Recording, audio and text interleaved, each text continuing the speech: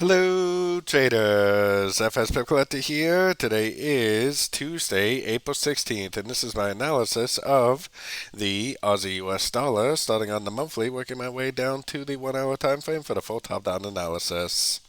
So on the Aussie dollar, we're still pushing down, but I'm still thinking that this is going to make a higher low, and I still think it's going to go up. Finish off what I think is a three-wave pattern to the upside for the W, three waves down for the X, and most likely three waves up for a wave Y.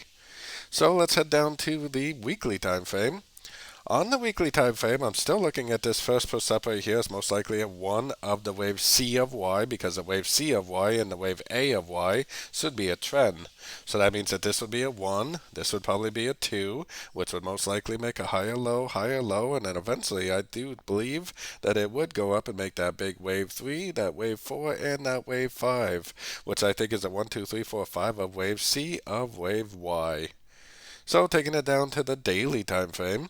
On the daily time frame, I'm definitely still looking at this as one big crescent. I think it's an A. I think this is a B. Almost looks like this last section's almost like a WXY, but whether you call it an ABC, WXY, or whatever you call it doesn't really matter. I still think it's a wave 2.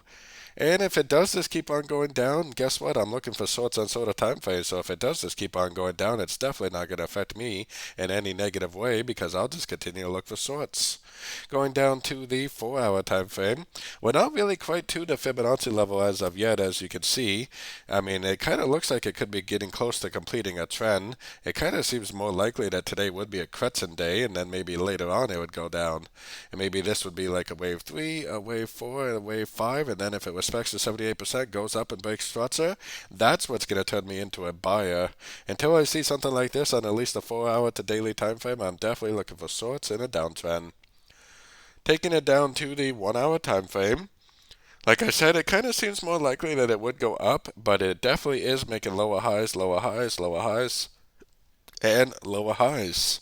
We are approaching a Fibonacci level too, so maybe it's just going to keep on drifting down till it hits that fib and then go up, or maybe what I actually think is more likely is that it's actually going to go up maybe prior to that, make another crescent before it goes down.